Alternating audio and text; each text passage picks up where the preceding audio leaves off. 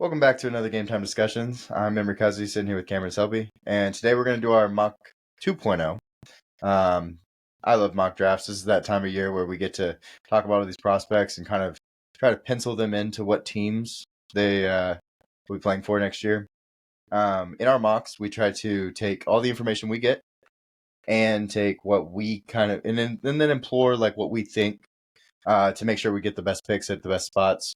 Very exciting time. Lots of quarterbacks, lots of wide receivers, lots of tackles. But yeah. Yeah, I mean, it's a pretty even recipe of what we think will happen, what we'd like to happen, and what's really needed. Mhm. Obviously, we have a few trades in this one that some are pretty chalky in terms of what the public thinks now. Some are shots in the dark. Whether it happens or not remains to be seen, but the fit for those guys are there. So I'd say we just get right into it. Easily the easiest start to the draft we've had in some time. Caleb Williams to Chicago. Write it in quail and ink if you want to. It's happening. New Chicago Bear. He's already meeting teammates. He's already meeting with the team. He's getting ID cards. Yeah. Like to the facilities. He's a Bear. So moving on is number 2 to the Commanders. Again, we've had this pretty steady for some time now, but Jaden Daniels to the Commanders. Very similar, backup quarterback in Marcus Mariota.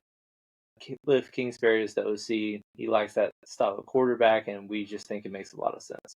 Yeah, we've heard a lot of buzz, and the odds have changed in Vegas. I mean, we have now, I think, plus 400 is the best odds right now for J.J. McCarthy going to be the number 2 overall player in this draft. We have 4 quarterbacks going in the top 5 in our draft here. So, I mean, it's not like we're not ready for that to possibly happen, but I have a hard time putting JJ above the other 2, Drake May at 3, and then Jaden Daniels at 2. Jaden is just an electrifying player, 4,000 or 3,600 passing yards, 1,100 rushing yards. One of the 40-4 in a touchdown to interception ratio. Just this year, he put the team on his back and really showed who he was. Coming back to school was probably the best thing he ever did. Right. He could have He could have gone into the draft last year. Would have been more like a 4th round pick, 5th round pick. So him coming back was probably his best decision. Made him a lot of money. But yeah, so we're gonna have lots of quarterbacks going. Possibly the first 1, 2, 3, 4. If JJ doesn't go to at 5 and he goes to 4 for Arizona. So yeah. I mean, to us, with the quarterbacks, one thing that's certain is that we feel very comfortable with 6 or 4 quarterbacks going in the top 6 at this point. The first one is pretty self-explanatory. The other 3 is just mixing and matching where we think the best fit is. This is where we think some of the best fits are, but at the same time, we've seen teams make weird decisions all the time. Like Baker, up until the night before the draft, was not expected to be the first pick, and then all of a sudden, the odds shift overnight while we're sleeping, and he's the first pick in the draft out of nowhere. So things that Trey Lance, same thing with everybody thought Mac Jones was right, of course, was Kyle's guy, and all of a sudden Trey Lance is the person. So we see that happen all the time with JJ rumors of the Commanders. That's an executive that has intel that that's why I think it was like 25-1 for him going to Washington. Now it's all the way to 5-1. Obviously, Jaden is still the favorite to be picked there, but it's gotten very close. So who knows if it'll continue to shift. The Commanders are the type of team that would make a decision like that. Whether that works out or not, remains to be seen. But that's just kind of how we envision it going down right now. The biggest concern to me is with the Patriots and their lack of weapons. And I would find it the hardest to project any one of these 4 quarterbacks. I'm sorry, any of the 2 to 4 quarterbacks. I feel like whoever lands there will have the hardest time to succeed. That's something I've said, off camera, and something that I'll continue to say on camera, just because I just feel like it's a tough situation. We a couple years ago, one of my, I guess, worst calls was I thought in the 2021 draft that had 5 quarterbacks in the Right. first, I was like, people were like, how do you rank these quarterbacks? And I was like, well, Trevor's 1. It's pretty clear. Mhm. Then it's whoever goes to San Fran, and then it's whoever goes to New England. And to an extent, I was right because Mac Jones was a Pro Bowler in his first year, and they went to the playoffs. Right. And he had a solid rookie year, and he just was so close to his ceiling already Mhm. that there was no room to grow. And then also they didn't put the pieces around him, and all this. Now he's a backup. Right. So I kind of feel the opposite way now, just knowing that we're even further removed from the Tom Brady era. It's kind of hard to give them the benefit of the doubt that they're just going to turn it around and be a great organization. Like they had a great 20-year run, but prior to that, not a ton of success. They had 2 Super Bowl appearances, but it was mostly, an afterthought franchise. Right. Yeah. And they had their run. And to me, I think without having the offensive mind in place yet, you just don't know if that person is going to succeed out of the gate, or I can't give them the benefit of the doubt that they'll find that and they're just going to be better off. So it's the Tom Brady versus Bill Belichick argument. Mhm. We're going to talk about it as much, it's going to be floating around because now Bill isn't there anymore. Hasn't won really since Tom was there. I mean, he did go to the playoffs with Mac Jones in the first year, like you stated. But yeah, that's definitely the worst of these 4 spots to go to. Chicago has so many weapons now, and they have the number 9 pick. They could still go wide receiver again, which would be something that we're not going to predict here, but it's an option. Yes. It's what we had in our original mock. Right. Before Keenan Allen got there. Washington has 2 really good receivers, including a first rounder, Jahan Dotson, from a few years ago, and then Terry McLaurin, who's been really good for a long time. New England just has a bunch of wide receiver 3s. So it makes it really hard to be like, oh, well, if he goes there, no matter whose arm it is or whose talent is there. And there are rumors, like, it's not out of the question that they could be one of those teams that, dangles their early second and basically late first round pick in front of the Bengals and taking T. Higgins or something of that nature. Mhm. Who knows if that's the right move for them. But like I said, it's just hard to picture it. I did ask you this the other day. I was like, of these quarterbacks, who's the most likely to succeed Right. with New England if they were to land there? And your answer was Jaden Daniels. Yeah. And the reason behind that is probably because we've seen it. We haven't seen as much of the negatives as we have the others. And then also he's able to create on his own, which helps prolong his ability to, while you put the pieces and mold the team around him, to be able to have some flashes. Right. Even Justin Fields, who knows if he can ever come into his own to be a starting NFL quarterback. But at least being dynamic on the ground, at least from a fantasy perspective, hard to argue him being a top 10 asset there. But also it's just like, yeah, you didn't play that well today, but you had 150 rushing yards. Right. You impacted the game despite not playing well yet. And once you get your feet under you, maybe you can figure it out. We feel the same way about Jaden in that scenario, but he's not available in this mock.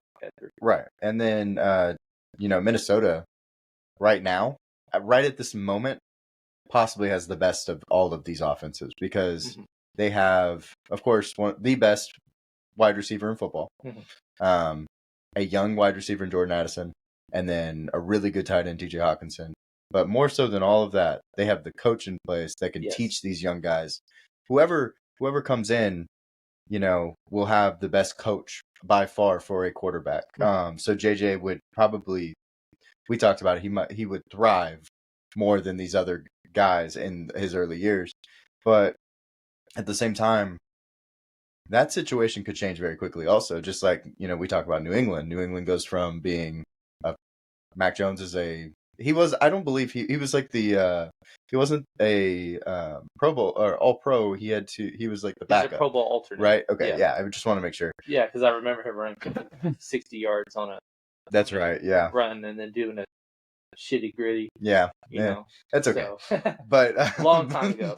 But this could change very quickly also in Minnesota because of the fact that JJ wants to get paid in a way that I don't know. So if they do pay him, he's the highest paid wide receiver ever and possibly quarterback-esque pay. Mhm. Or if they don't pay him and he goes somewhere else, you just lost one of the biggest assets in football. Yeah. So this situation could change really quickly also. Just something we can monitor later on, obviously. For but, sure. Yeah. Yeah, and McCarthy, I think, is a guy that a lot of people like him more than the public does. Right. Within NFL circles. Whether that is justified or not, who knows? But it sounds like he has the great intangibles, and he's great on the whiteboard, Mm-hmm. which are great assets to have because some quarterbacks just don't even know what a zone is. Right. And, kind of things like that. We've seen like the Johnny Manziel doc, how he just didn't understand schemes and writing plays out. Vince Young, the same way. Brett Favre, if you want to go that far back. right. And some of those guys had success, but some of them were massive failures. It was a hindrance to them. So if he's the best of the bunch in that regard, it's a lot easier for an offensive mind to mold somebody Right. like Absolutely. that. So him going to Minnesota, having Sam Darnold in place, please don't rush him in. If that's going to be the route you take. It's the worst kept secret right now that Minnesota is probably the most likely to trade up for the fourth quarterback. They know they have to get inside the top 7, and they got the most draft capital to do it. It won't require 3 first-round picks, but they've got 2 first rounds in a deeper class this year. We were having such a hard time in the back half of our 2.0 because there's just so many good players that we're leaving out of the first because of trades up and needs and all that stuff. And somebody like the Chargers have a lot of holes all of a sudden, and they could fill 2 big holes with 2 picks, and that's why it's it's a reason behind wanting to. Why we're moving them back. I think also Jim Harbaugh, he just talked the other day about building offensive line, and I'm like, well, yeah. So he's ready to vamp up the offensive line. And that's kind of his style of play that we've always kind of known him to do. So I think that makes a lot of sense. One thing I will say that I thought was a little insane is, so Harbaugh went to Michigan's pro day, of course, because he was just there. These are all his guys. He says that JJ has had the best pro day he's ever seen out of a quarterback, and I'm like, well, yeah, you should say that. First off, you're endorsing your guy, who and you don't have to pick him. It's like, well, that's just a double whammy. So if he does go into the NFL, doesn't play well, it doesn't matter to you because you're a Charger and you have Justin Herbert. And if he does play well, and on top of that, you endorsed him. On top of that, you're upselling him to drive up the demand for people to trade. Indeed, for you, because we saw with Chicago, the reason that they got such little draft capital for Fields is that all the teams that were adding quarterbacks, it was already solved.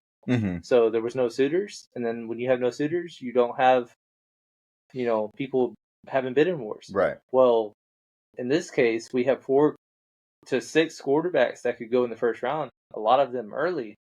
There's a lot of demand, and then all of a sudden, like he said, the 5th pick could end up being the number 1 pick in the draft if hypothetically Arizona was the one to trade back. But if Arizona goes receiver like we have them going, then all of a sudden, who wants the 4th quarterback? I got the ticket. Yeah.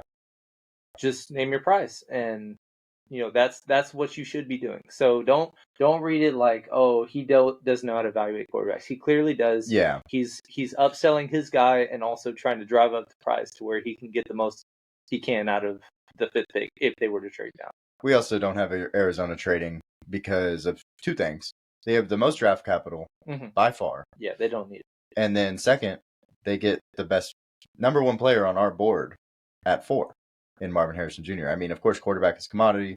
You need quarterback in this league, but Marvin Harrison Jr.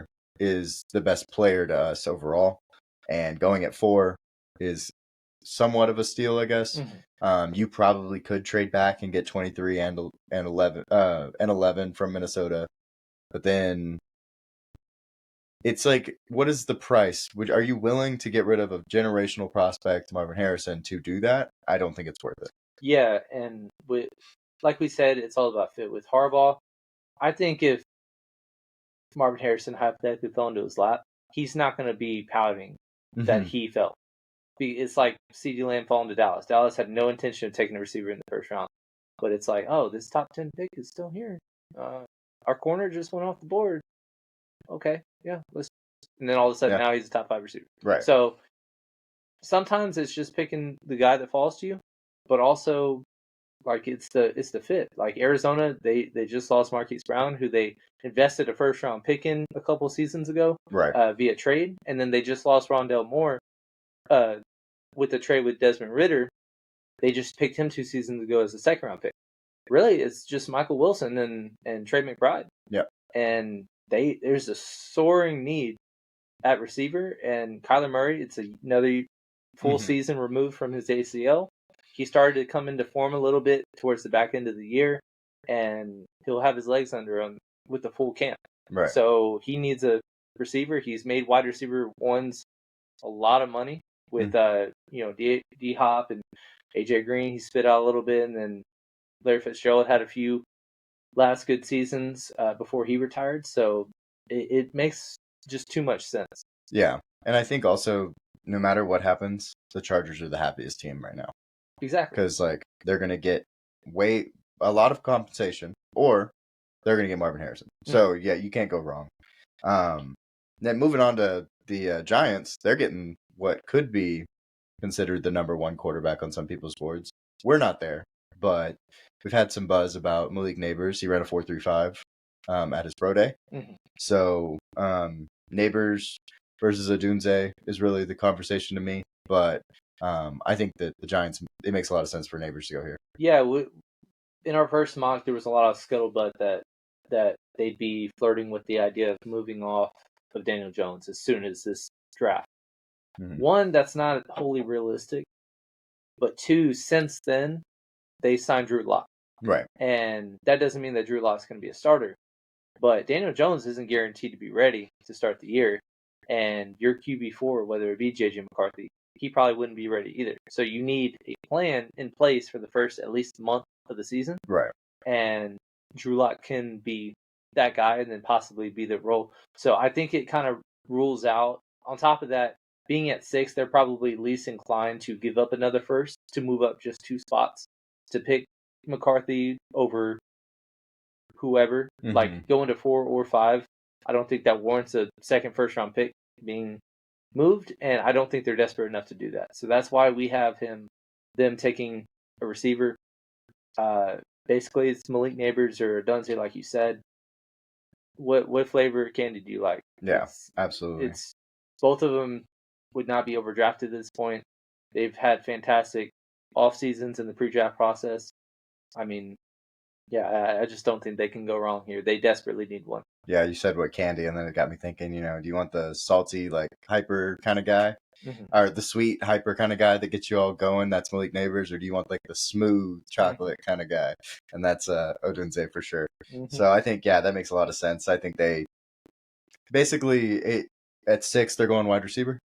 And it will be, whoever they have on their board. And I don't see Marvin Harrison getting there, but hey, the fact that Harbaugh said we like building offensive line, if they go Joe Alt at 5 and Marvin Harrison is at 6, that is the fastest card turned in the whole draft. Yep. So lots of opportunity there. We have Neighbors, but a lot of options right before them, so we might see something crazy happen. But yeah. True. Yeah, and then with Tennessee, same pick as like we've had since our first mock. Obviously, our first mock, we had Joe Alt going to the Chargers, but right after that, we started getting the vibes of Joe Alt to Tennessee. And to me, it's just one of the easier slots to pick, and I don't see how we can really move off that unless a chuck and trade happens. They don't have a starting left tackle, like a true starting left tackle. I believe PFF graded their left tackle 35 or 36, which is just awful. This last year, Joe Alt, plug and play, let's do it. Best run blocker, or one of the best run blockers in the class, one of the best pass blockers in the class, kind of does everything, light on his feet.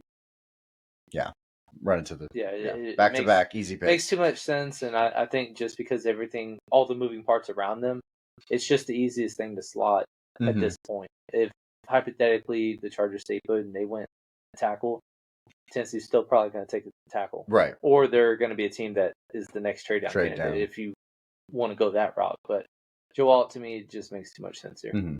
For sure. Yeah, and then next we got Atlanta. Again, they're in a spot where it's just like best available defensive player is kind of how we view this. Dallas Turner, edge. I believe that's where we had in our first mock as well. Yes. So give us your thoughts on it. Is that just something that you're comfortable with? Is that so for me personally, edge is obviously the answer here. I think that's pretty clear unless you want to do like we've talked in the past, getting another receiver because Odunze would be on the board here. But they've got 4 offensive linemen, first rounders, running back first rounder, a wide receiver first rounder, like just every position on their tight end first rounder has first round talent. They need to maximize that talent rather than going and getting another wide receiver here. So we definitely sided with edge for that reason. Dallas Turner's not our number 1 edge, and that's okay. He is the consensus edge, though, to go first overall. Would this be the pick that I might make when we're going to do drafts where we do what we would do? So definitely look out for those. Those are going to be completely different than these drafts because we're trying to pick based on what we expect. Yeah, we're the GM. Yeah, in that draft, we would be the GM. So here, I think, this is probably the right position. Is it the right player? I don't know. That's my biggest thing. But yeah. Yeah, to us, I feel like, our overall rankings of edges, I don't think there's a single one that we'd have in our top 10. Probably no. all of them are within 10 to 15, 10 to 17. Yeah. So it's a little bit of a reach, but it's not like it's something that's just we're going to question at all. They had 30 sacks last year, one of the worst in the league. They need to improve there. They have a very quality starter on multiple levels of the ball on defense, but there's a lot of holes on each level as well. Right. Edge is the pick here to us. Yeah, adding to Montez Sweat, someone opposite him. They won't have 30 sacks this year just by him alone, taking, of course, he will have to be prioritized by offensive line and coaches. So that, of course, won't be a problem. But I definitely think, getting another guy that can help him out would be super important in this draft. So, yeah. Yeah, and so next up, we're going to do a trade. It's a swap, basically, in addition to a mid-round pick for the Jets to move up to 9. Rome Odunze. The fall is no more. Originally, we had him going 9 to Chicago. I don't feel the same way about it after the Keenan news. If they do go receiver, I wouldn't be as excited about it because it's just like, well, then why'd you invest $20+ million in a 32-year-old receiver? Right. I think he's ready to play now and contribute right away. And the Jets, obviously, they need a second option complement to Garrett Wilson. And something very interesting out of nowhere that Daniel Jeremiah, go check out our breakdown of Mocking the Mock with Jeremiah and Mel Kiper. He actually had a trade up for the Jets to go up to 5 to get Marvin Harrison. And which I was pleasantly surprised by it, just because that was after they signed Tyron Smith. Essentially, they're going the route of patching up the tackle spots instead of drafting one. Right. I don't think it makes sense to go that route at 10 anymore. And so now it's like, what's your next available position that you need? And it's pretty much definitely wide receiver. So they make sure that no one else goes and gets their guy because there's a drop off after this tier of receivers, and I think it would be something that they'd be very happy about. Wouldn't have to break the bank for either. Yeah, I think that, looking at it, moving from the Jets in general could move up to 7, 8, 9, but it makes a lot of sense for them to go get a wide receiver to be opposite Garrett Wilson and give them some extra firepower. And the reason Chicago wants to move back is because they're going to reach if they don't move back. Getting this little bit extra mid-round pick is maybe enough for them to say, okay, well, Jared Verse, he's probably not in this range unless, we get something for him a little bit. We talked about them possibly moving back even farther, trying to find a trade partner for other positions, but this is where we decided to go. So I think that both of these picks make a lot of sense for what they need on their teams. But it might be a little early for Verse, while Odunze might be a little late even. Right. So. Yeah, and I know you might question, like, why would you just trade up one spot when you know he's probably not going to take them? What have you? It's just to guarantee your guy. Right. We've seen it before. The first two come to mind is when Chicago traded up one spot to get Mr. Trubisky. They gave up an extra third while San Fran got Solomon Thomas. Obviously, neither one worked out for either team, but it happened. Even a couple years ago, Dallas was at 10. Corner went back-to-back like no one expected. And they were the easiest team to put in for a corner, whether it be JC or Pets or Tan. And obviously they got sniped by Denver and Carolina. And then they're like, well, we're going to move out. Philly wanted to trade up, and they didn't enter trade for just 2 spots back. They probably would have picked Micah at 10 if they didn't find a partner. Right. And Philly probably would have been able to get Devontae at 12. But that's just kind of it's a mid-round pick that you're probably going to forget about 2 years later. Yeah. Just go get your guy, and most of the time it does work out when you do prioritize the guy that you need, and it actually is a good fit. Exactly, and I think that, this is definitely the best fit opposite Garrett Wilson. So it's, that would be an exciting pick, one of the splash plays. And like I said, it could be at 7, 8, or 9, but we just happen to have it at 9 in this draft. Right. I think that 8 makes more sense than 7, because I think at 7, if Joe Alt's there, the Titans have to make sure they get a tackle. But 8, Arizona, they're kind of reaching on edge also. So that could be the trade instead. So yeah. Yeah, so we'll move out of the top 10 now. Go to the Chargers, who are now new to the 11th spot. Tyrese Fuaga. Absolutely. It just made too much sense. It's such a hardball pick. Oh, yeah. Like you said earlier, he's basically given all kinds of hints that he's like, you build your team through the line. And really, after their injury to Corey Linsley, they just have their left tackle figured out, which is a great start. But you got to figure out the rest. And they haven't addressed it yet in free agency. And it's a strong tackle class. And Joel, even though he is our best tackle, number 1 tackle, or is he? You got to go check out our tackle rankings. Right, of course. But all jokes aside, he just is the best fit for the scheme that Harbaugh's trying to do. He's a mauler in the run game. And, we couldn't be happier with this pick, especially getting an additional pick right. with this player. Yeah, and in our trade, we have them getting 23 and maybe more. Yes. But, so, yeah, Fuaga makes too much sense. He's the style of player. They have a left tackle, Joel Olufashanu. Both those guys are left tackles, so they would have to transition to right tackle. Well, Fuaga doesn't have to do that. He is already there. He's done it. He's played against really good pass rushers, both Jonah Ellis and Latu both come to mind. Latu at the Senior Bowl, Fuaga throws him on the ground. Could have pancaked him, didn't, because he's a good guy. But he has the ability to block in the pass game too. And he's easily one of my favorite guys in this class. So yeah, run it to the podium. Get this guy on your team. Yeah, and one thing that I just want to reiterate: the Chargers have so many paths to having a high grade or high praise for the first round and how they would treat it.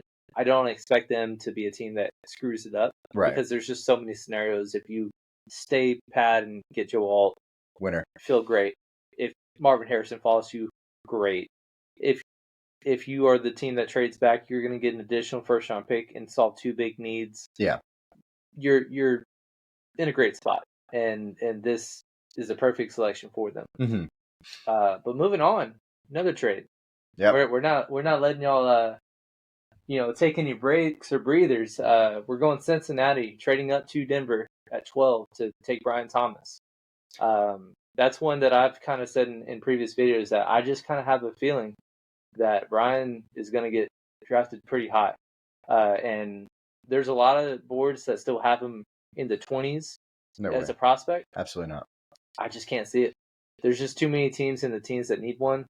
And in this trade, in addition, they're not trading T. Higgins to Denver, but we're going with the intention that they are moving off from T. Higgins. Right. Getting a early second round pick or more. And with that being said, they need a compliment to Jamar Chase. In addition to losing Tyler Boyd, Brian Thomas is our next guy. And like we said in our wide receiver rankings, you should also check that out. Absolutely. He's in the tiers in his own. Oh, yeah. Tier 2 is him and him alone. And he, to me, has done well enough in his breakout year he had, as well as the pre-draft process, killing it at the combine, one of the best relative athletic scores ever. Yeah, it makes a lot of sense, and I'm just not confident he's going to be at 18. There's a couple guys that we were debating on Cincinnati. If they did trade up, who would they get? Obviously, we love Brock Bowers as well, but Thomas, to me, makes the bigger splash. Right. And I think it would be an exciting pick. And then you have the LSU tie with Joe Burrow and Jamar Chase as well. Yeah, all three LSU guys. Brian Thomas, one of the most quarterback-friendly players in the draft class. 78% completion percentage when thrown to. And guess what? He's a deep threat. Throwing the ball to him at 78% of the time, catching it, and he's a deep threat. You don't see that very often. Like, you could say, like, oh, I've got a slot receiver that goes 5 yards most of the time, and he's 80%. Well, that's cool. But no, this guy catches the ball 15-plus yards down the field at 78%, which is awesome. He killed the combine, like you said. He's going to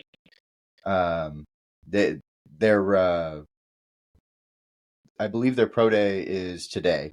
Yes. Yes. So their pro day is today. Malik Neighbors already ran. That's correct. 4.35. But so we're, Brian Thomas is going and running routes with Jaden Daniels and Malik Neighbors today, and we'll get to watch that later. But yeah, and I'm not sure if he did run, but I mean, he ran 4.33 at the combine. I don't think he needs to prove any more in that. Outran Malik Neighbors. Yes. So that tells you a lot about his speed and his ability. I've said this before. He is the better deep threat of the two in this draft class. Between him and Neighbors. Neighbors, of course, if he catches a 6-yard, he could take it for 80, no problem. But Brian Thomas is a guy you want opposite a guy like Jamar Chase, who's working in the slot a lot now, is going to be the over the top guy. Fits really well. Let me ask you this. I guess this is something I should have asked in our receiver rankings. Yeah. When we brought him up, is Brian Thomas a more refined DK Metcalf? I never really thought about it, but yeah, I could definitely see that being a really good comparison. You remember when we had that class that I was not a DK fan because he can only run he doesn't have a lot of routes on the route tree. He still doesn't have a lot of routes on the route tree. Now it's just throw it as far as you can and hope DK can catch it. Speed, it's great. Yeah, it's great. 4.3 also. But yeah, Brian Thomas can run so many different routes.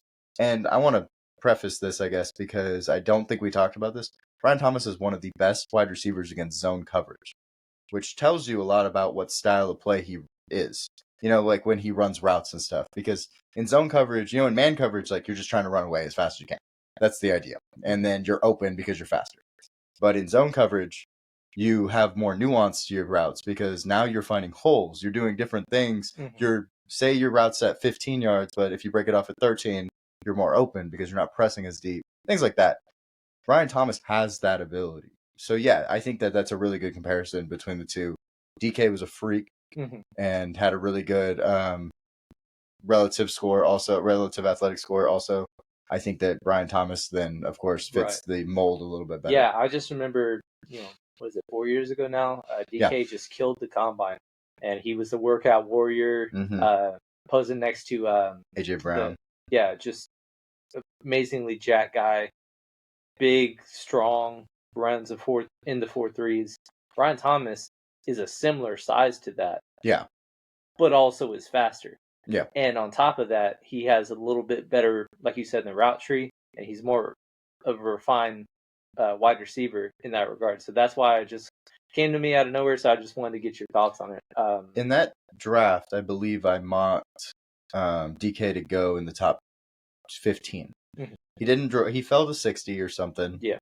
Which was a super big surprise to most people, but to me, I think he was higher than that. Obviously, on a big board, you'd put him in about the 40s. But like to me, I was like, oh, okay, like that makes sense because they saw what I saw. Yeah, which is good. They Good were a for little me. bit more I felt scared good about off that. and not But buying into the. Yeah, but we loved AJ Brown. Yes, he was always the better receiver because he runs all the route tree. He's also jacked. He just happened to stand next to a guy that's a freak. Yeah. So yeah, that's my thing too. Is like we always had AJ Brown higher. We mocked him in the 20s, round where he went. But yeah, I think that Brian Thomas makes a lot of sense being compared to DK, but just you can't overlook the fact that he is good at other things that DK is not.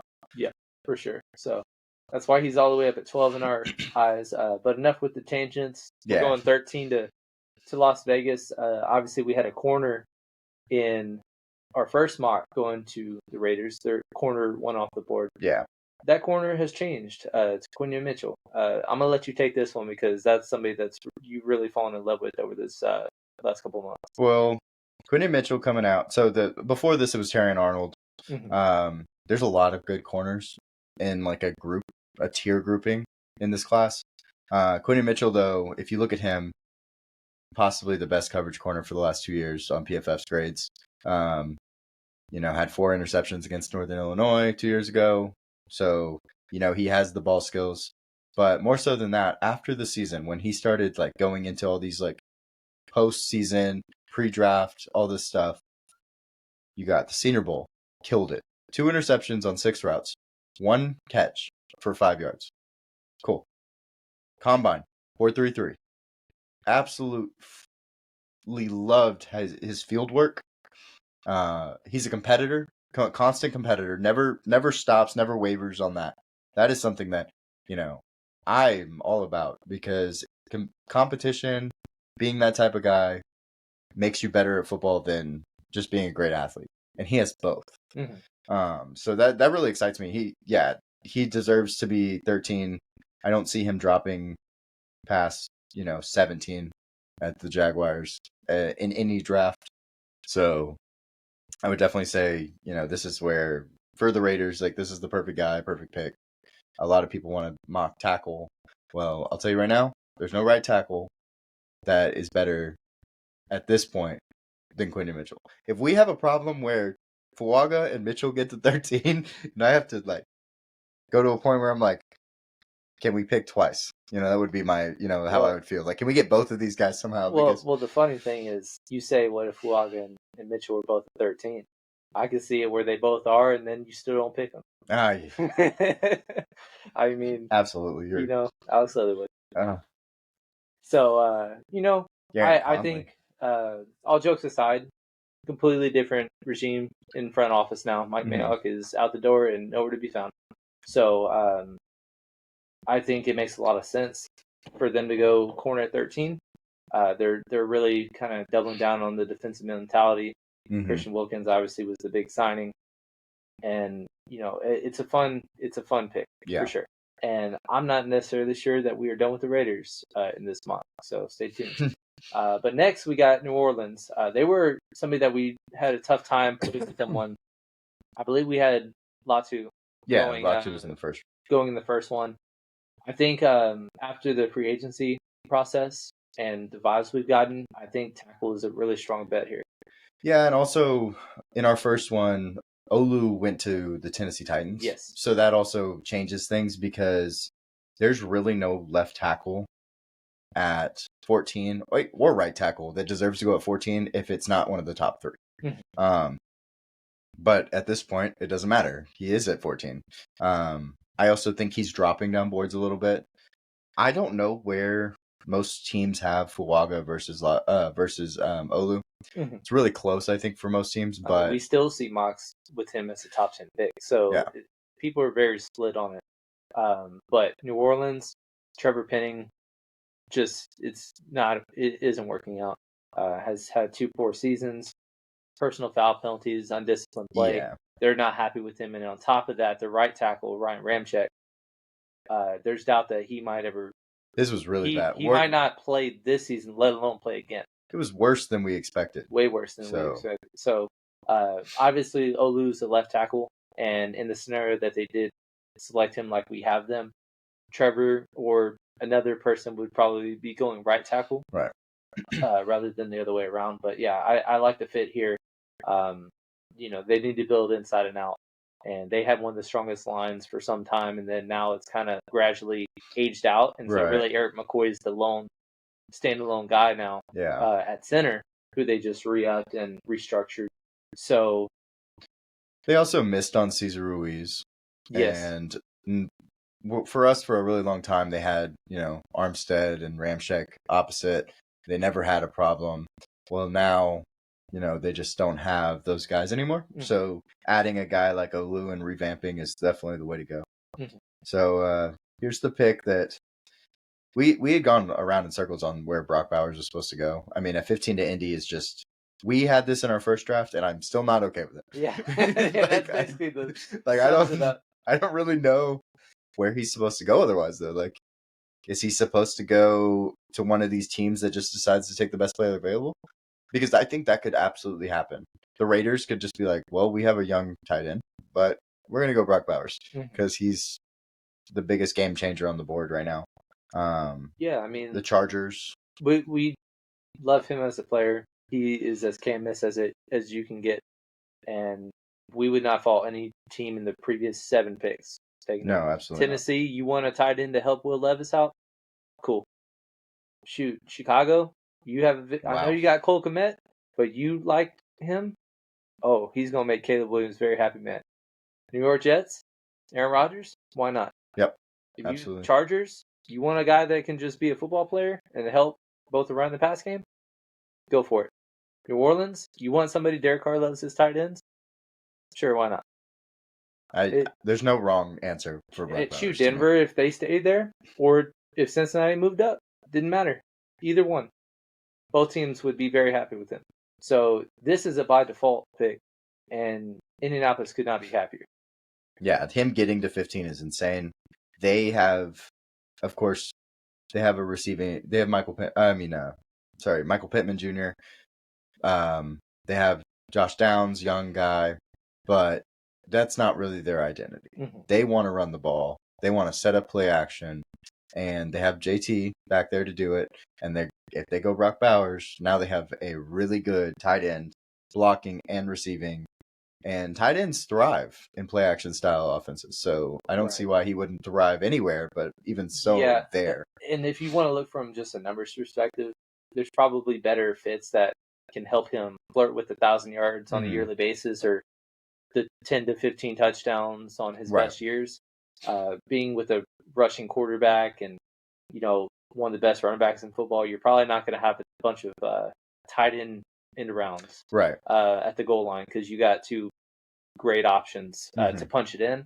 So you probably lose that aspect of it a little bit, but I mean, I just love him.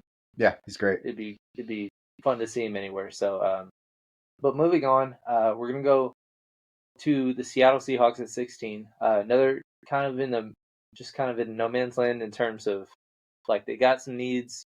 It's the right fit for several positions. Just where do you go? And we just kind of decided that after losing 2 guards in the offseason, that is probably the way is just going interior line. Yeah, it's not a sexy pick.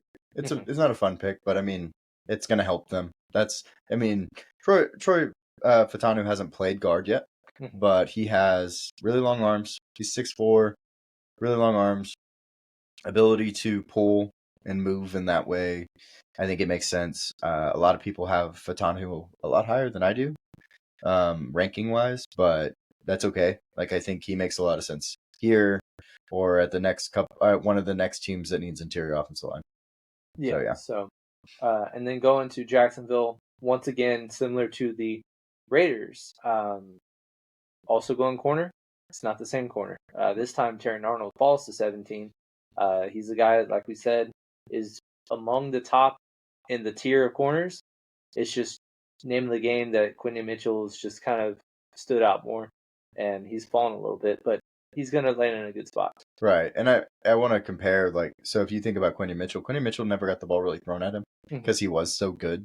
And at that level, playing for Toledo, it didn't make sense to throw at him when you could just throw everywhere else and try to keep the ball away from the best guy on the field. With Terran Arnold, well, he was in a defense where the secondary was really good top to bottom. They had 3 All-Americans. So he actually had the most passes thrown in his direction. So we got to see a lot of what he could do. I'm not nearly as high on Terran Arnold as I think some of the consensus is. Yeah. I've seen him in the top 10 big boards, which I just don't agree with. But at the same time, he does have a lot of things that he can do that translate really well to the next level. So I think that Jacksonville needs a guy at corner. He's a good option. Yeah, I mean, like you said in our cornerback rankings video, he was targeted more than Kool-Aid. Yeah. And as a result, he did have more stats. But don't let that fool you from the fact that, there's a reason that he's being targeted. Well, also, the interceptions, we talked about this too on that video, is that the interceptions were, there was mostly 3 or 4 tipped passes. Yeah. It wasn't necessarily him making breaks. Ball hog decisions. Yeah, exactly. So. Yeah, but that's no knock on the player, but that just kind of raises a little more questions when people kind of have him higher than we do in terms of the overall rankings. Right. So going to 18, obviously Denver Broncos trading down from 12.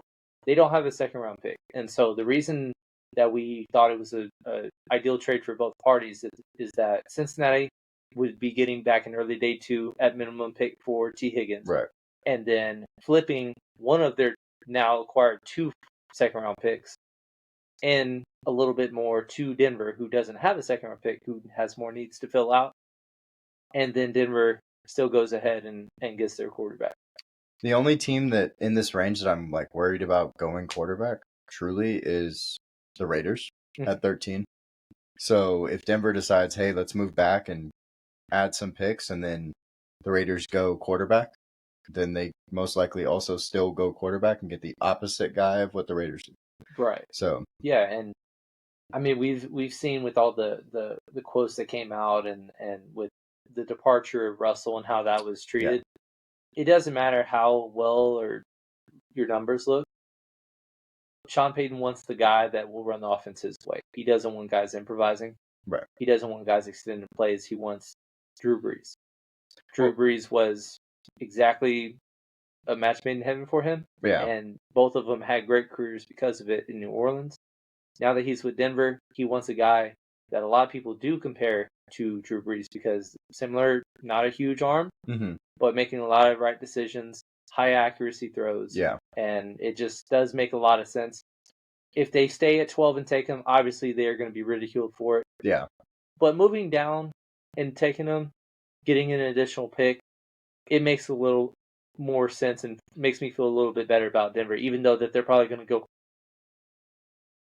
go into the season with one of the worst win totals in the AFC. Of course. But also with Bo Nix, one thing that I always try to talk about with him is he's one of the fastest to throw the ball out of all these guys. Sub 2.5 seconds, and that's something that Drew Brees always kind of excelled at. Something that Tom Brady excelled at, getting the ball out as fast as possible, getting it to these guys. Doesn't have to be far down the field. Michael Thomas made a living catching the ball on the sideline on an out route for, just slowly moving them down the field, throwing, 30 balls within, underneath the line of, or underneath the first down marker, 10 yards down the field. So yeah, Bo Nix makes sense to me, and he fits what Sean Payton wants to do. So right. So going to the Rams, a lot of people since Aaron Donald retired last week, they want them taking the first interior lineman, defensive lineman, because you got to replace the production.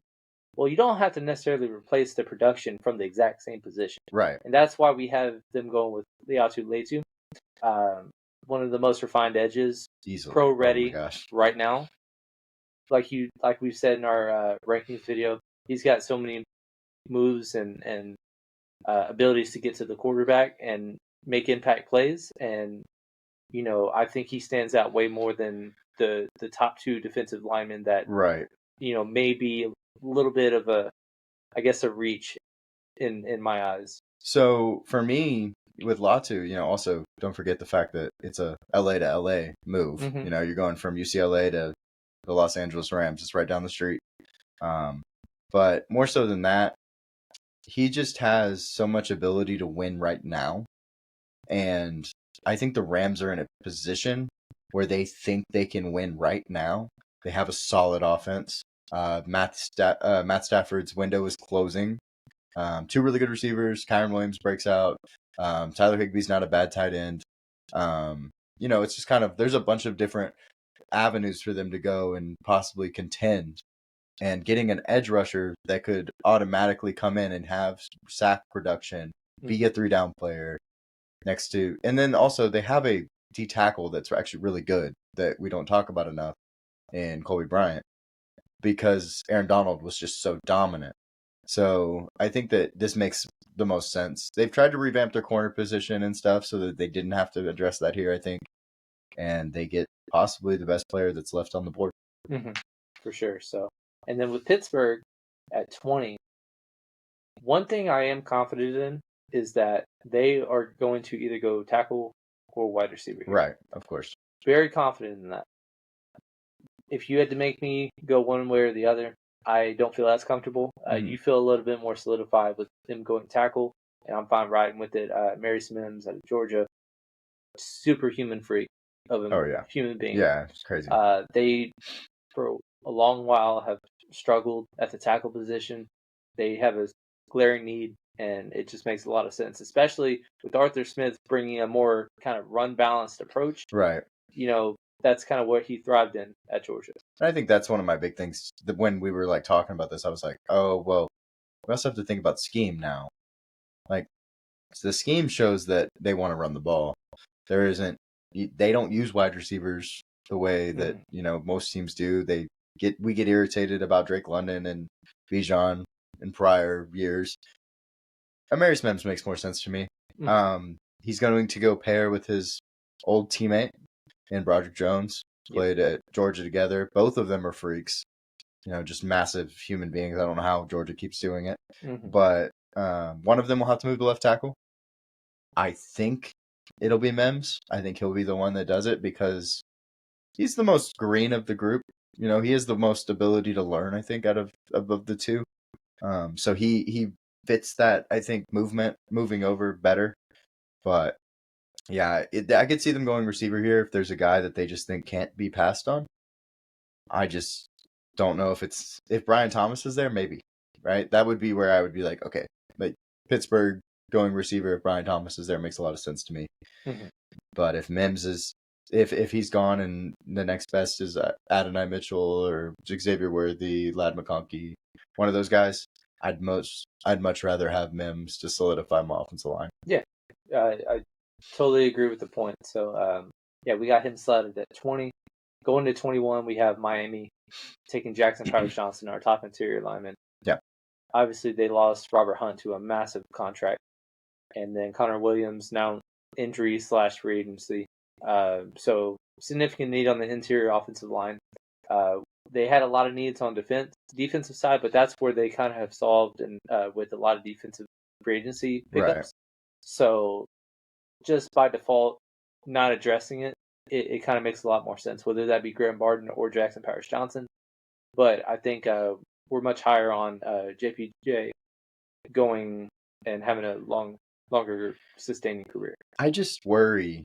So with both Fatanu and Graham Barden, they only play tackle. They haven't played interior offensive line. That always worries me. I know that it translates. Peter Skronsky last year, whatever.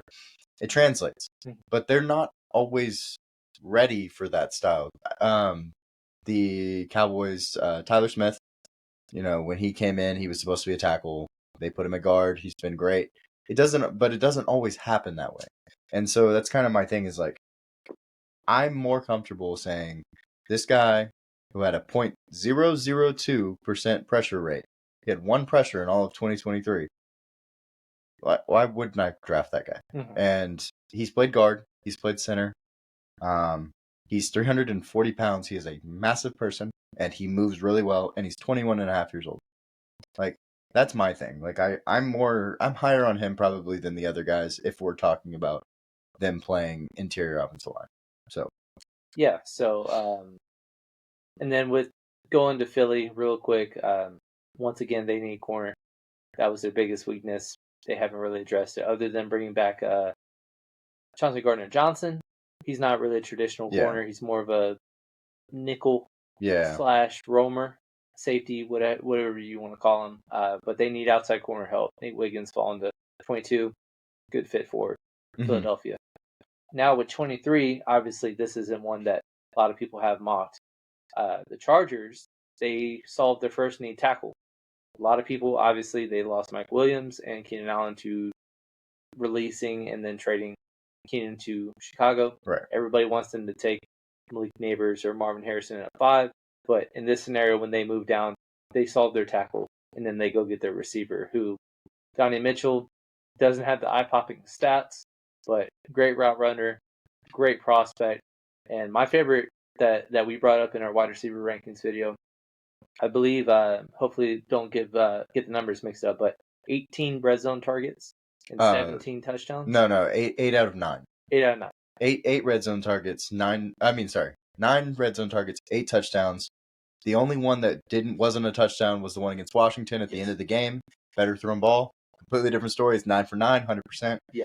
But yeah. Yeah, so he makes big plays when it matters, is what we're trying to get at. And after his combine, we feel good about him going in the first. Mm-hmm. And they're obviously, of this range of teams, the most needy of wide receiver. Right. And so basically next available for their style. And obviously if they're going to go a run heavy scheme, they want somebody that can also block as well. Yeah, and I think also like they could decide to go a different direction here and double down on offensive line or something, or edge or corner, whatever they would decide. Mm-hmm. But the drop off to me to wide receiver. So in our mock, you'll see that we have a lot of wide receivers going at the back end of this round. Well, it's going to be that way. There are going to be a lot of wide receivers gone. And if they don't take one at 23, their next pick is 37, 38. They might have missed out on all these guys that they really wanted because of the fact that it's just such a strong wide receiver class. So getting, their guy, an AD, he's played at Georgia, he played at UT, always good when it matters. Like you said, he had a top 11 all time relative athletic score. All these things, like, they just kind of jump off the page. He left me a little. I wanted more in his film, but I know he can. I don't know if it was the situation. Right. I don't know if it was the quarterback, because we have a lot of that problem with that team. Xavier Worthy, A.D. Mitchell, and Jatavian Sanders all lacked, the eye-popping numbers that we almost expect from a team with that much firepower. And I wonder if that's the quarterback. We've had this conversation. We go back and forth on it. I think it's the quarterback. It's the scheme of just kind of not necessarily feeding one or two guys every single time. I mean, you can even go back to Georgia when he's splitting time with Vlad and Brock, and then their trio of running backs that they had at the time in their championship days. And it's just like, you don't really hear of him. And, he scored a touchdown in the championship. Mm.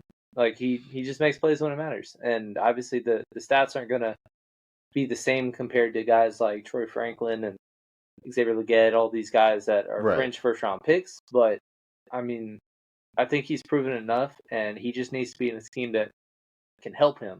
And I also think it'll help bring out more in Quentin Johnston now that absolutely. Mike Williams isn't there. Everybody's going to write him off after his terrible rookie year. I think he was overdrafted to begin with last year. It didn't make sense. It wasn't a good fit.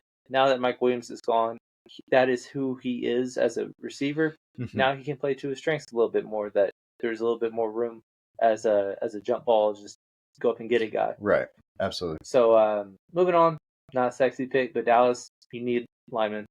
And it's the right pick. I am tired of seeing Tyler Guyton go in here because everybody's saying that they need a left tackle, but then put Tyler Guyton. It's like, well, then put a left tackle. Yeah. Which one? Yeah. There aren't any. Yeah. There's none in this range, and assuming that a right tackle is just going to go over and just be your left tackle. It's like 2 years ago, they drafted Tyler Smith, and the intention was to play him inside and then take over for Tyron Smith. Right. That doesn't have to necessarily be a guarantee now that he is an all-pro left guard. However, he is much more inclined to be your starting left tackle next year than anybody in this range. Yeah. And I love this pick because Graham Barton has played left tackle all his career. So at Duke, he was the starting left tackle. Mm-hmm. If you watch his film, he's got short arms. He looks like a guard, but he is very productive at tackle. And I don't think that changes when he moves inside. He is actually, I feel like he is a better candidate to move inside more comfortably than Fatanu, even knowing a lot of people have him above. Fatanu's above Graham Barton. I think the transition will be easier for Graham Barton. He plays with the nasty that you want to see. He plays with all those things. He can play center, guard, or tackle. I don't really understand, like you said, putting Tyler Guyton there. He plays right tackle. It doesn't make sense. And I know Terrence Steele, we have a buddy that just hates his guts. And every time that there's a sack allowed, we get a text. We know who it's coming from. So obviously that's not the answer, but the fact of the matter is he's still there, and he's going to be their right tackle, at least for the short term. So don't draft a right tackle to play left tackle is my biggest thing. And this would be a good fit. The non-sexy pick, the way that Dallas has built their team the last 10 plus years, it makes a lot of sense. Yeah. And then another pick that stays the same from our first mock, Cooper DeJean going to Green Bay. It's just a fun pick. It's too easy. Yeah, it's too really easy. They have a need in their secondary, and Cooper obviously hasn't participated much in this pre-draft process, missing the combine, and I don't believe he would be ready for his pro day. No, if it even happened. So obviously, a lot of people are going to be leaning on the film, and whether or not that makes him drop out of the first round remains to be seen. Because I believe Kool-Aid, participated and ran well despite a broken foot. So that kind of thing could make them swap because they're a similar style of player that could play multiple positions. But yeah, it's a need that we like, and he's one of our favorite players in this class. Well, I'm not going to give it away, but go watch our cornerback rankings because we definitely don't have him as the fourth cornerback off the board, to say the least, or the fifth if Kool-Aid jumps ahead of him. So yeah, we have him higher.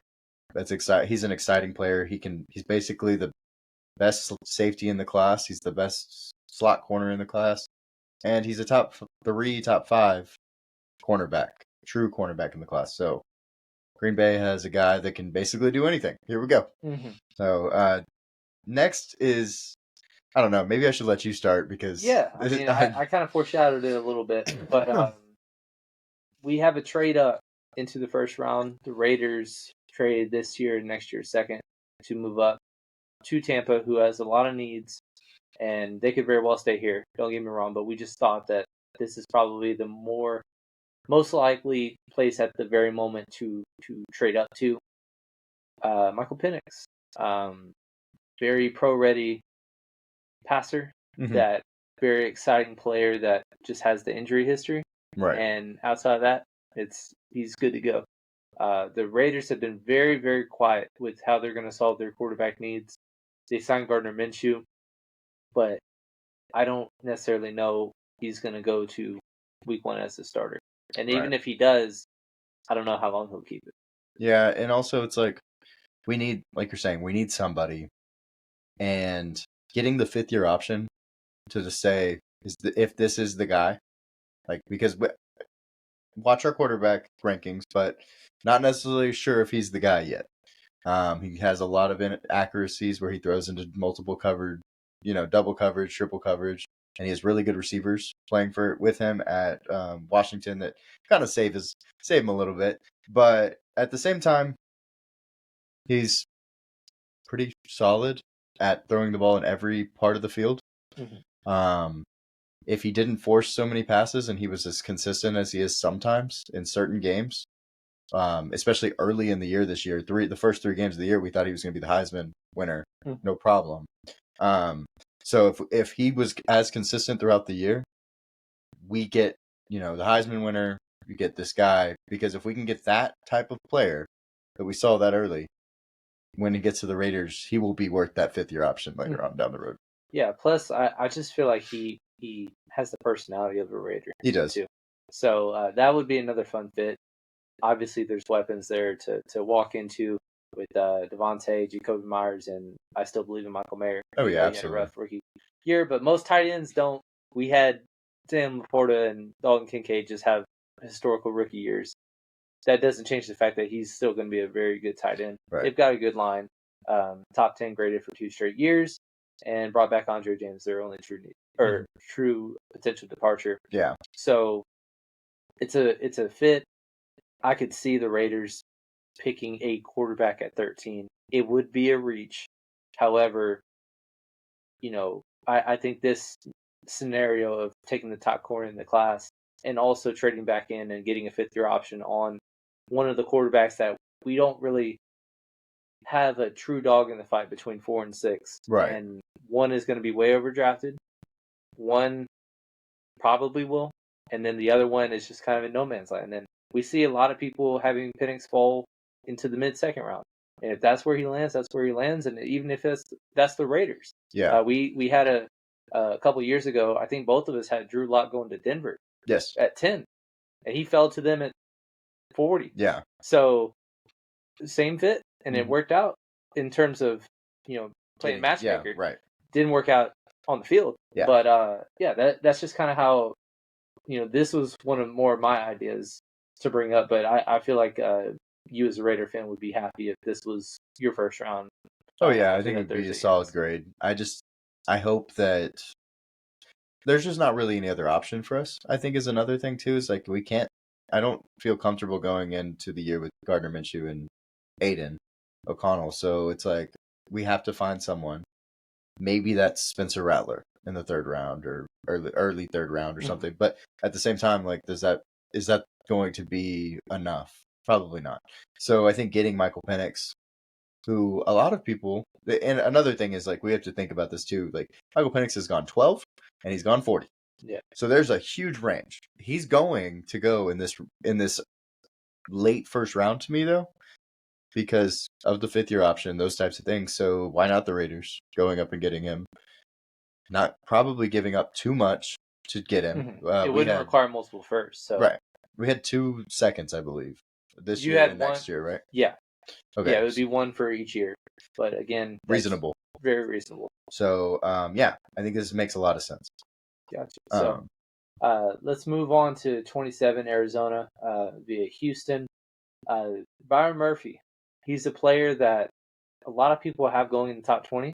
He slipped a little bit, not from us not believing him as a talent, but more so just playing matchmaker. So many fits that just fit too well. Right. And, Arizona falls into another, top 20-ish test player. Mm-hmm. And I don't think they should be upset at all. Yeah, I think a lot of people are putting Byron Murphy higher than we have him. But at the same time, it's not 27, if that makes sense. Like it's they're putting him top 12 and we're putting him top 20. Mm-hmm. So it's a little bit of a drop, but okay. So we're going to, Arizona should be really happy getting another defensive guy. Their defense has been atrocious. They need to go and do something. So this makes a lot of sense. Shore up the inside of the defensive line, help stop the run. Yeah, makes sense. Don't forget you also got the best player in the draft at 4. Yeah, so, exactly. That's very strong start to the draft for Arizona. Going to Buffalo, staying out with wide receiver. This one I'm not confident in the match, but I'm confident in the position that they target. And Xavier Worthy, I think, has just pre-draft process.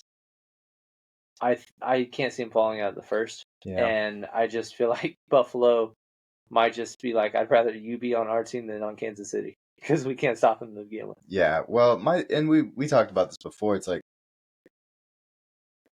Xavier Worthy, is he a top 10 wide receiver? Well, maybe. Well, he's the number 7 wide receiver off the board. And so it's like, okay, so we're having an internal fight with the fact that we don't probably think he deserves to be here, with the fact that when people run fast, they go in the 1st round. Yeah. And he ran fast. And he was a fringe middle 2nd round guy anyways. So expecting him to move up into the bottom of the 1st round makes a lot of sense. We had a lot of conversation about, is this the right fit because of Stephon Diggs possibly not being there, possibly being there. If Stephon Diggs is there, it works. If he's not there, I think it still works, and that's kind of why we put him here. There's other options. Ladd McConkey would have been a fun pick, but he's a lot like Stephon. Troy Franklin, who has fallen in the draft process, and that's why Xavier Worthy rose. Troy Franklin fell. So yeah, Xavier Worthy makes it to 28. Buffalo Bills, they need wide receiver, and I think it makes sense with the position. Right. So speaking of Stephon Diggs, one of the fun ideas I threw out as we were putting together our 2.0 is Detroit has no needs, man. Like, why not just go trade for a star receiver that's disgruntled? Who knows? But right now we're going to stay pat and say that Detroit picks at 29, and we're going to give them the best available player probably on our board. Kool-Aid McKinstry is a guy that kind of fell out of the second. You know, obviously he's got the broken bonus, but it's not long term. Obviously, he worked and ran very, very fast on it. Yeah. So that's not a problem at all.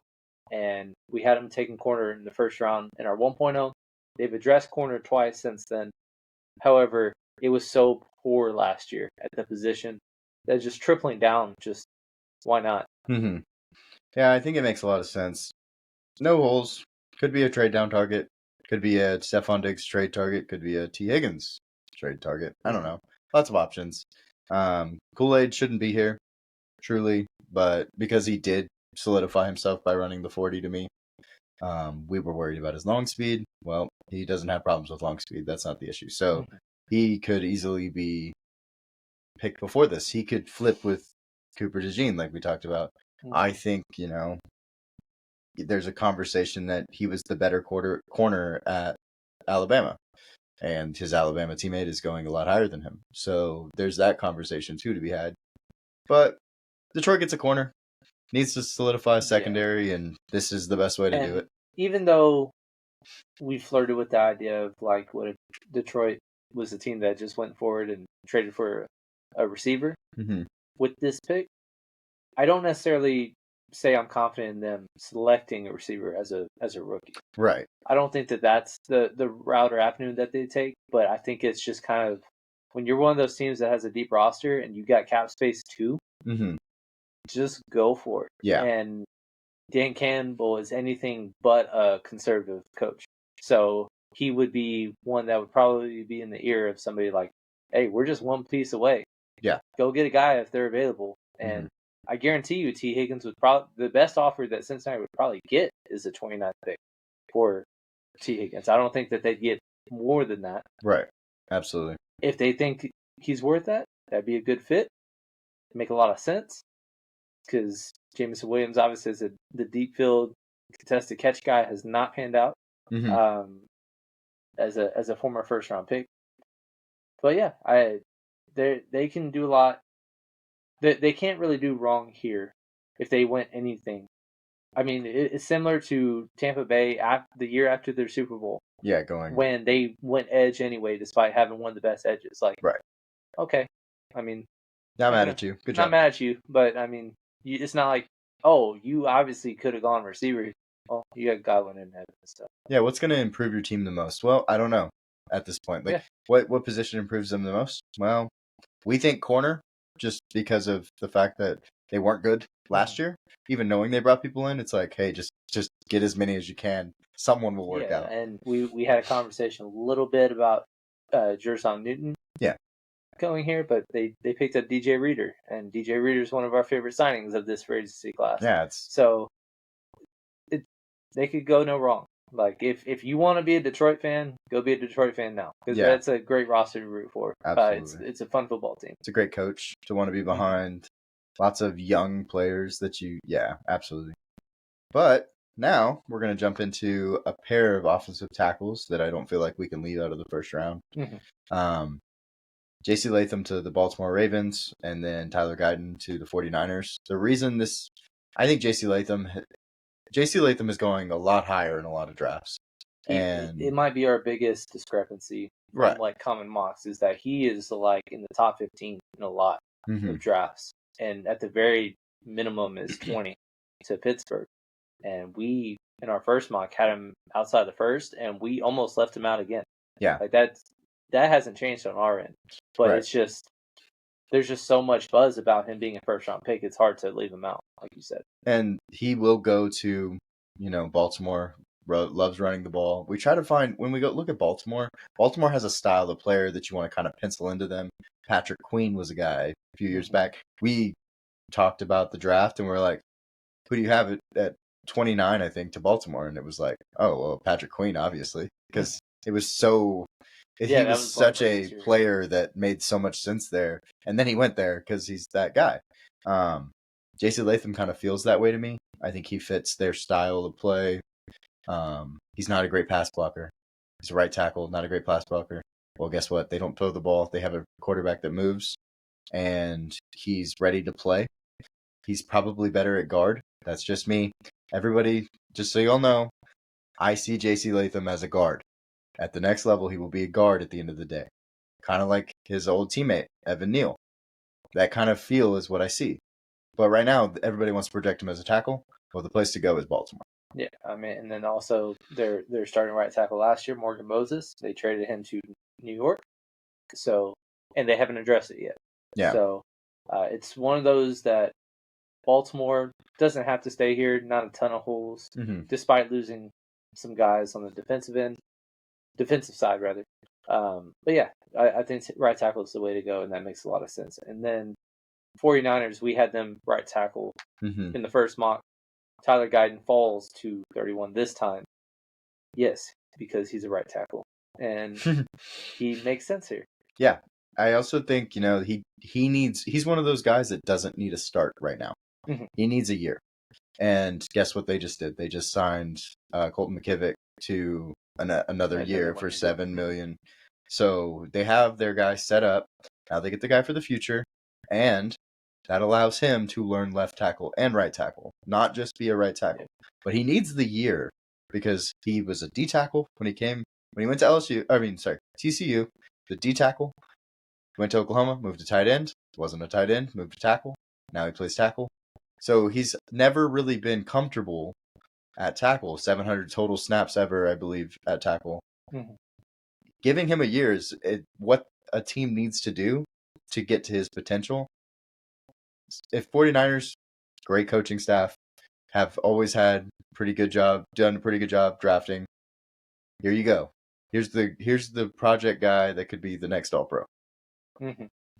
Yeah, and then our last pick is one of my favorite matches that we have in our second, or our mock 2.0. Ladd McConkey to the Chiefs. We said after the combine, our reaction was like, that guy should not fall out of the first round. Whether or not he is picked in there remains to be seen. We haven't seen a lot of people take the chance on him in mocks, but he shouldn't fall out of the first. And Kansas City needs a receiver, and it would be so much fun. If I had to compare him to Xavier Worthy, I'm taking Ladd McConkey all day long. It's one of those things. And so, yeah, he might not fit style-wise what they want to do because he's not like, they got Marquise Brown. I'm expecting them to want another guy like that. Well, they'll just get him next year because this year they're getting a top 6 wide receiver that is all deserving of being here. Great route runner, great hands, possibly the best route runner in the class. Great hands. And then also just ran a 4.38 or 9, I believe it was a 9, 4.39 at the combine, sub 4.4. Like, he can do it all. And we weren't sure that he could do it all until the combine, but we knew he could do all the other things. Rashee Rice is there. Now they get a compliment to him. Possibly it will end up probably being the better player in Ladd McConkey over Rashee Rice. And their receiving core all of a sudden looks really good. Rashee Rice. It can turn around just like that. Rashee Rice, Marquise Brown, Ladd McConkey, and Travis Kelce. Sounds really solid. Yeah. So absolutely. So, but with that being said, that wraps up our mock 2.0. We appreciate you guys staying in tune with us for as long as you did. It's really fun talking about these things. I could do this all day. Absolutely. It's a great time. Please go like, subscribe, comment. We're still finishing up our prospect ranking series. We'll be talking about the line pretty soon. But we just released our quarterback video. Go check that out. We still got the corner one that just came out, and then basically all the other positions that we've covered. And then our mock the mock, like we mentioned previously, we just did that last week. Go check it out.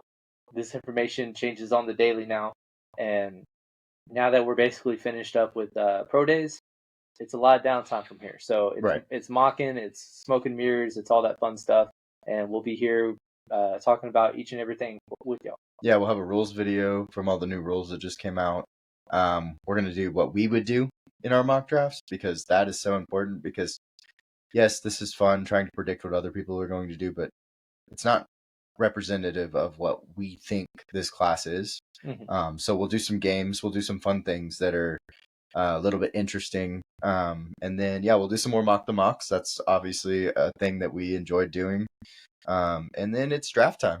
Yeah. And then we're doing we'll probably live stream draft day. Yeah, that'll be our first live stream. Yeah. Please go check it out. We're basically a month away now from it. We just hit the month mark 2 days ago, I think. So, I'm excited to keep on growing this community. Our subscribers and our followers are increasing by the day. But what we are encouraging is please respond a little bit. Let's react a little bit more. Throw some comments out there. And tell us what you think. Tell me about your teams and what you would feel like if they end up how we projected them in this mock, and what you would do differently. What is your favorite pick? What's your least favorite pick? Did we make any Mel Kiper like things that we made fun of a little bit? Yeah. Tell us all about it. We would love to hear. Yep, we appreciate it, and we will see you all next time. Yeah, appreciate y'all.